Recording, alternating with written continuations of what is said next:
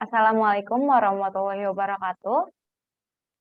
Waalaikumsalam Waalaikumsalam warahmatullahi warahmatullahi wabarakatuh. wabarakatuh. Selamat sore Pak Agus Karnoto.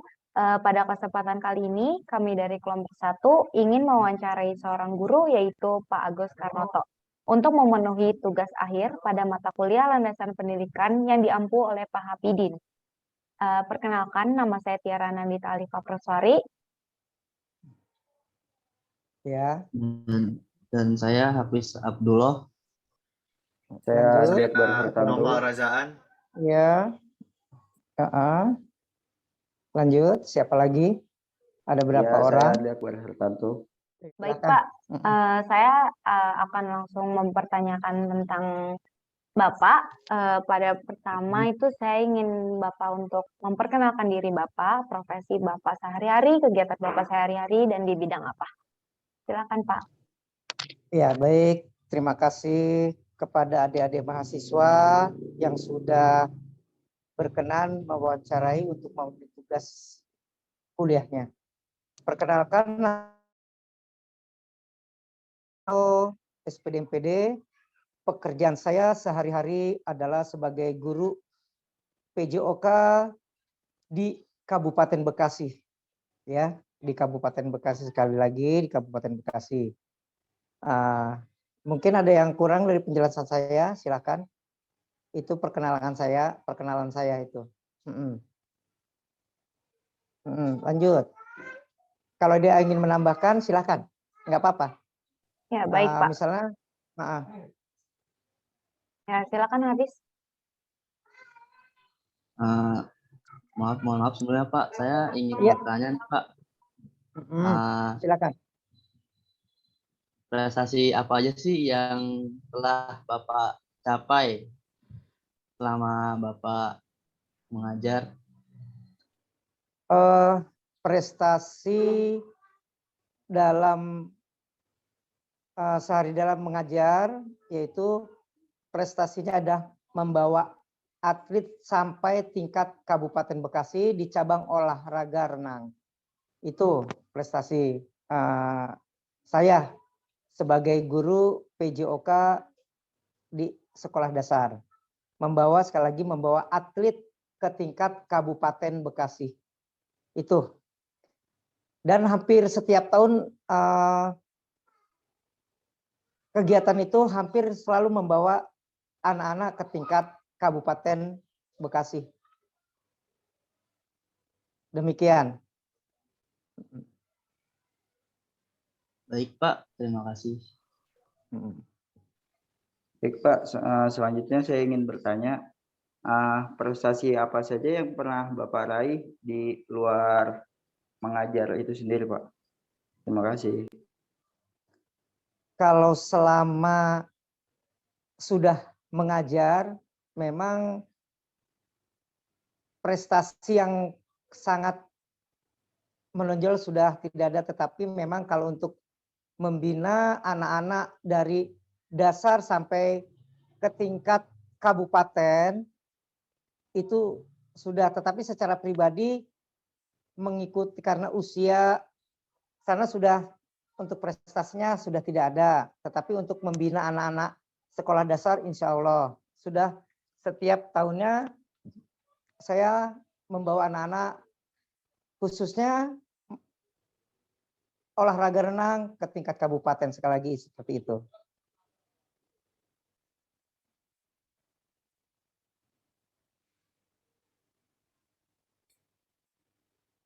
Ya. Silakan, ini Noval ya, silakan. Iya Pak. Silakan.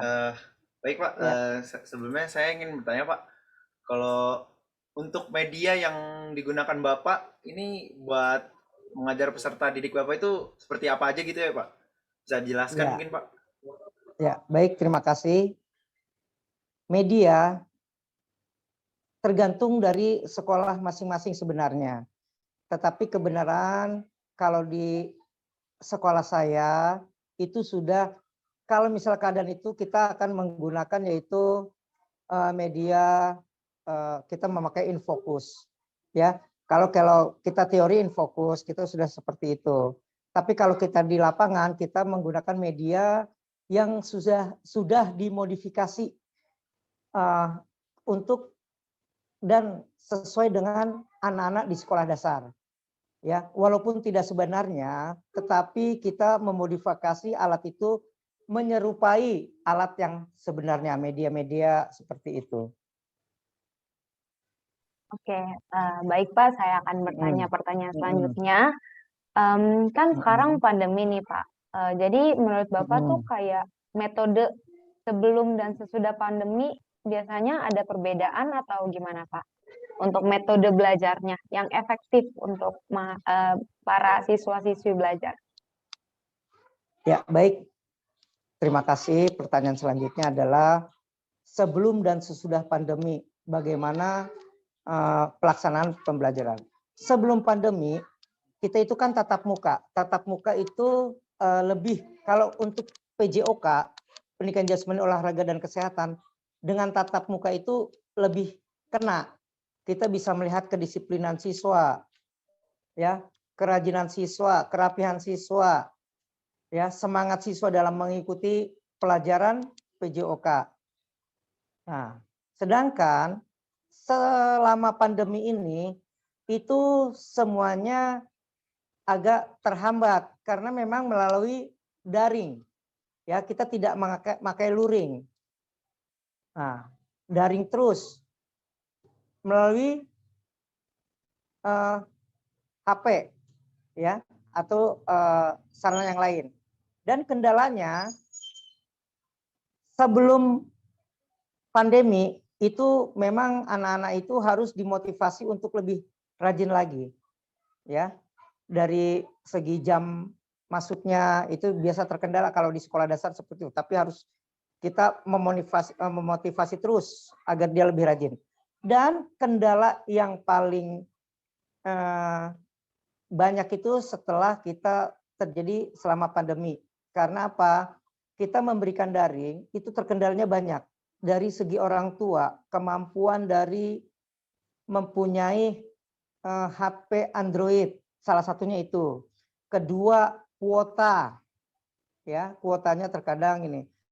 Yang ketiga, ada kuota, ada HP-nya bagus, tetapi orang tuanya sibuk. Jadi terkadang terkendala kalau saya mengirim tugas PJOK secara daring, ya, gerakan maupun teori, praktek maupun teori, terkadang banyak terhambat seperti itu, ada yang mengumpulkan dan tidak. Jadi harus kita lebih gencar lagi untuk memberikan motivasi, mengingatkan kembali bahwa itu tugas yang harus dikumpulkan seperti itu. Karena di sekolah saya itu untuk PJOK, pendidikan jasmani, olahraga dan kesehatan, belum diperkenankan untuk tatap muka selama pandemi ini. Jadi masih menggunakan daring sampai saat ini. Itu kendalanya.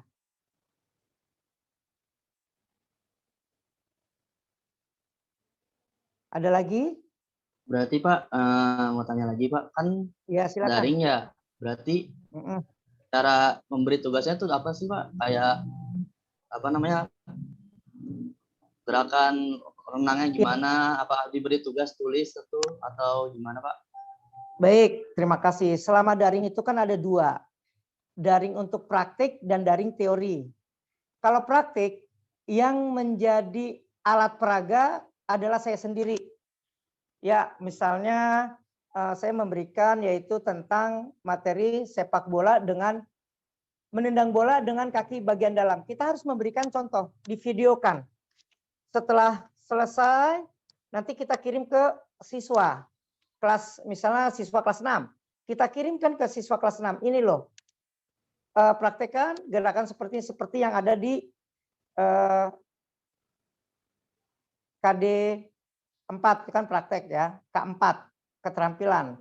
Nah, sedangkan kalau untuk daring teori kita biasanya memberikan tulisan, memberikan yang lebih mudah karena memang kalau kita pakai PDF atau apa itu kan agak sulit. Jadi kita melewat WhatsApp. Nanti setelah itu imbal baliknya seperti itu, dibuat grup WhatsApp masing-masing kelas, nanti mengumpulkan ke grup itu. Jadi hasil tulisannya di buku. Ada tugas-tugas seperti itu. Jadi untuk kalau praktek, saya sendiri yang menjadi peraganya. Ya, karena memang karena saya tidak pernah tatap muka, jadi saya harus pakai saya sendiri. Karena apa? Biar siswa selama pandemi itu juga bisa mengenal saya. Oh, ini loh, Bapak yang mengajar pendidikan jasmani olahraga kesehatan. Jadi tidak meraba-raba, oh, bentuknya bagaimana orangnya. Nah, seperti itu. Salah satu perkenalannya seperti itu. Silakan. Ada pertanyaan berikutnya, silakan.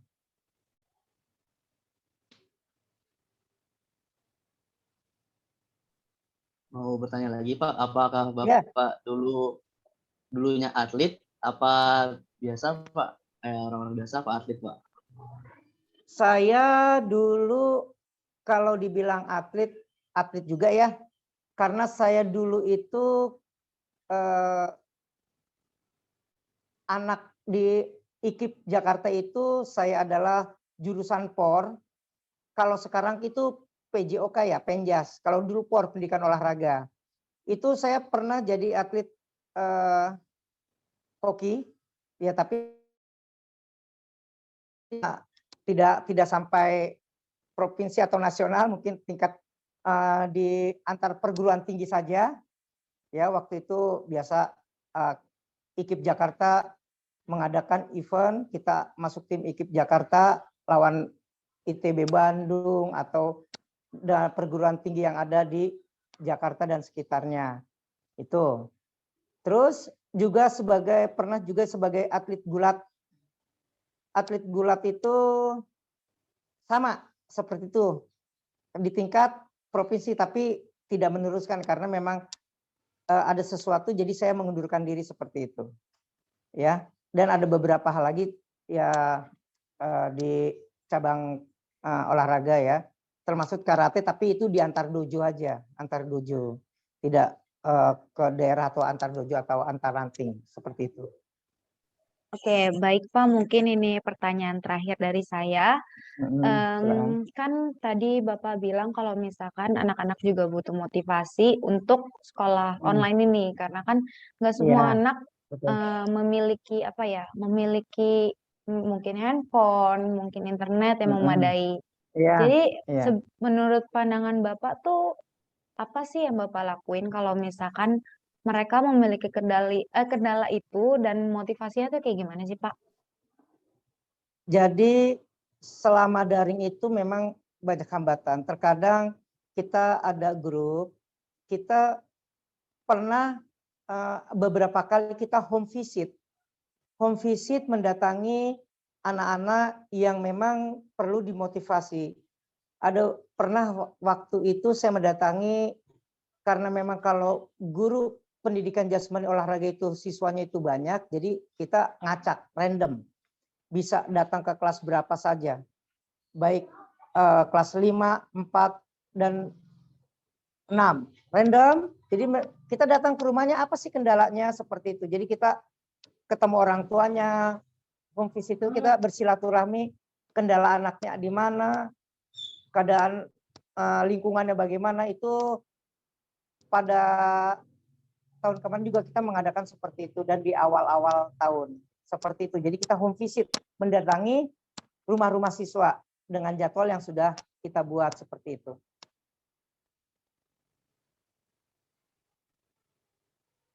Apa mungkin yang lain ada pertanyaan lagi? Ya silakan, ayo. Jadi gini Pak, apa namanya kan daring tuh ya Pak ya, kayak nggak langsung tatap mata gitu. Nah, Tatap itu muka. ada tatap muka ya, ada kendala nggak sih Pak dalam cara menilai siswa tersebut? Kalau menilai sebagai seorang guru pendidikan jasmani olahraga itu sudah mengerti gerakan-gerakan yang baik. Jadi seperti ini, karena memang kalau untuk seorang guru menilai pasti bisa menilai seperti itu, tapi kendalanya adalah kita tidak bisa memberikan contoh secara langsung ke siswa. Jadi memang siswanya itu harus mengeksplor gerakan seperti itu. Jadi apa yang kita harapkan ke siswa terkadang tidak kena gitu. Karena memang hanya sepintas, beda dengan tatap muka. Kalau tatap muka kan ada kesalahan kita koreksi. Kalau secara daring kita koreksi itu susah karena dia sudah mengirimkan berbentuk video, kita udah tinggal melihatnya saja. Jadi tidak bisa memberikan, oh ini salah, gerakannya ini kurang pas. Nah itu agak sulit karena kita tidak bisa, karena memang siswa juga ada yang dekat sekitar sekolah dan ada yang pun yang jauh sekolah. Jadi kita tidak bisa satu persatu untuk ngoreksi seperti itu. Tapi dengan kasat mata kita bisa melihat, oh ini gerakannya udah mulai bagus, walaupun tidak dijelaskan secara tatap muka, tapi ini kelihatan di seperti itu.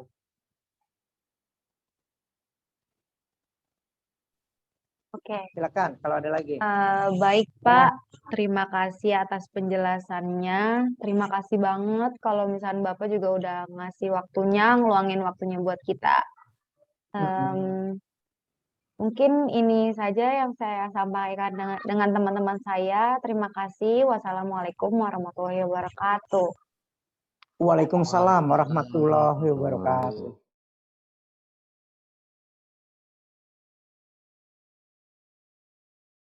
Pesan dan kesan dalam pelajaran pendidikan jasmani, olahraga dan kesehatan. Anak-anak sekolah dasar harus selalu semangat dalam mengikuti kegiatan pembelajaran, pelajaran pendidikan jasmani, olahraga dan kesehatan pada khususnya, dan pelajaran yang lain pada umumnya yang ada di sekolah. Kesannya, suka duka dalam menghadapi anak-anak itu berbagai macam karakter, berbagai macam sifat dan watak, itu adalah dijadikan sebagai suatu motivasi untuk kita lebih mengajarnya lebih giat lagi, lebih fokus lagi, dan dijadikan sebagai suatu momen-momen yang menyenangkan. Mungkin itu saja. Terima kasih. Assalamualaikum warahmatullahi wabarakatuh.